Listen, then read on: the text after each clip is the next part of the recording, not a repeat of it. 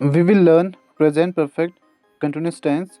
So, present perfect continuous tense is used to tell an action that started in the past and has been continuing up to the present time, and an action that started in the past and has just finished but its effect is still visible in the present. That means जब कभी भी कोई भी काम past में शुरू हो चुका था या वो पास्ट में शुरू हुआ था और वह कार्य अभी भी वर्तमान काल में या फिर प्रेजेंट समय में चल रहा है। ओके, या फिर इसका प्रयोग हम ऐसे भी कर सकते हैं, जब कभी भी कोई भी कार्य पास्ट में शुरू हुआ था और वो जस्ट अभी अभी फिनिश्ड हो गया है, ख़त्म हो गया है, बट उसका जो आउटकम है, जो रिजल्ट है, जो इफ़ेक्ट है, उसे हम प्रेजेंट में देख सकते हैं। तो इस प्रकार हम प्रेजेंट परफेक्ट कंटिन्यूअस टेंस का प्रयोग करते हैं। ऑलराइट, तो simply you can understand that जब कभी भी कोई भी काम पास्ट में शुरू हो गया था बट वह काम अभी भी प्रेजेंट मोमेंट में चल रहा है, ठीक है, तब हम इस टेंस का यूज़ करते हैं। इसके साथ ही साथ जब कभी भी कोई भी काम पास्ट में शुरू हुआ था बट जस्ट अभी ख़त्म हो गया है, बट उसका जो रिजल्ट है, उसका जो इफ़ेक्ट है, जो प्रभाव है, हम प्रेजेंट मोमेंट में देख सकते हैं।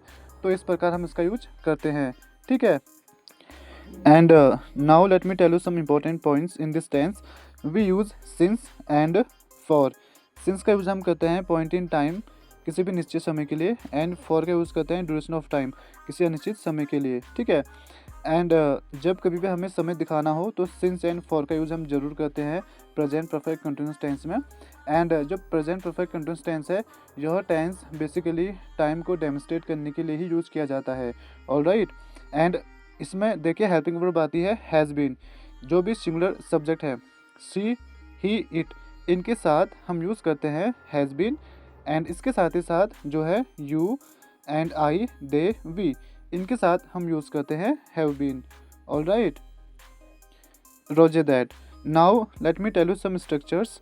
देखिए, जब कभी भी हम कोई भी पॉजिटिव सेंटेंस बनाएंगे इस टेंस में, तो सबसे पहले हम यूज़ करेंगे subject, then has been, have been, then verb की first form with ING, then object, then since and for according to the time.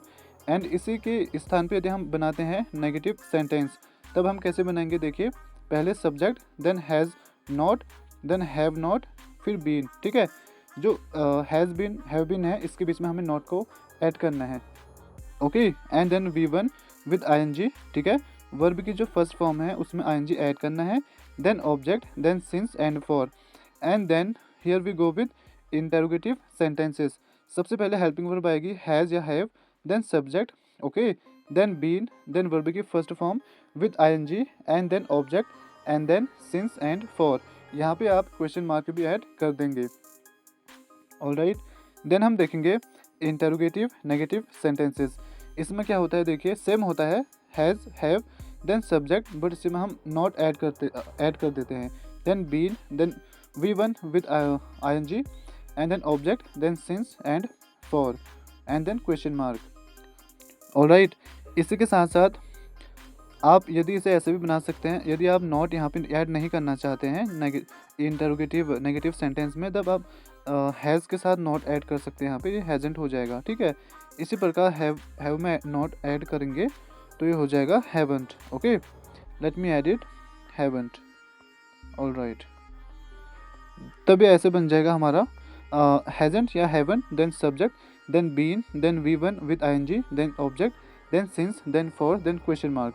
आप ये जो सेंटेंस स्ट्रक्चर मैं आपको बता रहा हूँ, इसे अच्छे से ध्यान से देखिए, ताकि जब हम सेंटेंसेस बनाएंगे तब आपको इनकी मदद से आप उन्हें बना पाए, ठीक है।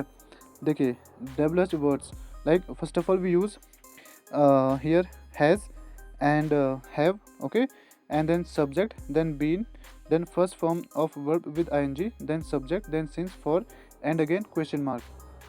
जब कभी भी कोई भी WH वर्ड सेंटेंस यदि आप बनाते हैं इस टेंस का, तो इस प्रकार से आप स्ट्रक्चर को ध्यान में रखेंगे, and then you will make the sentence, okay. But this is for the positive WH word. इसी को यदि हम नेगेटिव वे में देखते हैं तो ये ऐसे बनता है। देखिए, WH वर्ड आएगा पहले यहाँ पे, देखिए, then has, have, then subject, then not, then been, V1 ing object since and for. ठीक है, ये स्ट्रक्चर है। You must remember each and every kind of structure so that you can make the sentence easily. Okay, so now let me give you some sentences or examples so that you can understand this tense easily. Okay, so here we go with the first sentence, which is she has been studying since morning. That means वह सुबह से पढ़ रही है।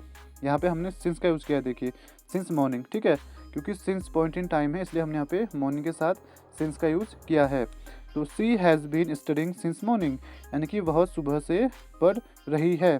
ठीक है, and इसमें देखिए जब कभी भी कोई भी सेंटेंस होंगे ना, उनके अंत में रहा है, रही है के साथ ही साथ समय से भी जरूर आता है। ठीक है, ऐसे देखिए they have been working for 1 hour, वे 1 घंटे से काम कर रहे हैं।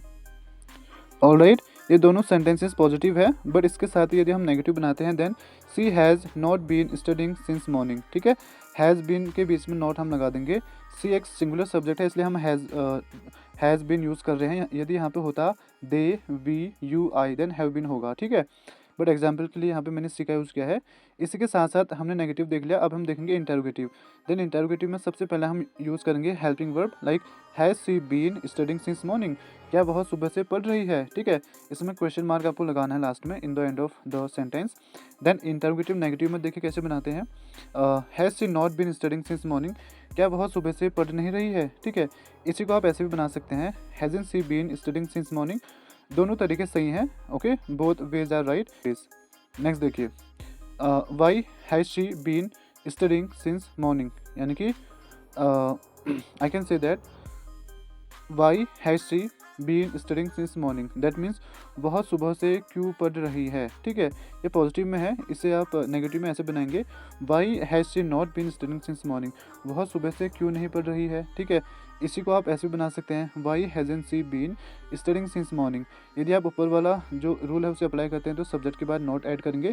यदि आपको सब्जेक्ट के बाद नॉट ऐड नहीं करना है, देन हेल्पिंग वर्ब में नॉट ऐड करके ऐसे बनाएंगे। ओके, एंड इसी के साथ साथ मैंने आपको एक चीज़ और बताई थी, इसमें जो प्रेजेंट परफेक्ट कंटिन्यूअस टेंस है उसका यूज़ हम तब भी करते हैं जब कोई भी पास्ट में कोई भी काम शुरू हुआ था, बट जस्ट अभी वो खत्म हो चुका है, बट उसका जो इफेक्ट है वो प्रेजेंट मोमेंट में अवेलेबल है, विजिबल है। ठीक है, तब ऐसे देखेंगे, देखिए he is tired, he has been running, वह थका हुआ है, वह दौड़ रहा था।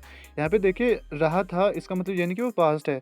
हम इसमें रहा था एक सेंस आता है वो, बट हमें इसे समझना पड़ता है कि ये प्रेजेंट परफेक्ट कंटिन्यूअस टेंस है। ठीक है, इसी प्रकार देखिए I am happy, I have been talking to her, यानी कि मैं खुश हूँ, मैं उससे बात कर रहा था। यहाँ पे एक चीज़ नोटिस कीजिए, लाइक यहाँ पे ही हैज़ बीन रनिंग, वह दौड़ रहा था, तो वो काम शुरू हुआ था पास्ट में एंड अभी ख़त्म हो गया, उसका इफेक्ट क्या है, ही इज़ टायर्ड। इसी प्रकार नीचे देखिए I have been talking to her, यानी कि मैं उससे बात कर रहा था, तो पास्ट में शुरू हुआ था, जस्ट अभी ख़त्म हो गया, इसका इफेक्ट है आई एम हैप्पी।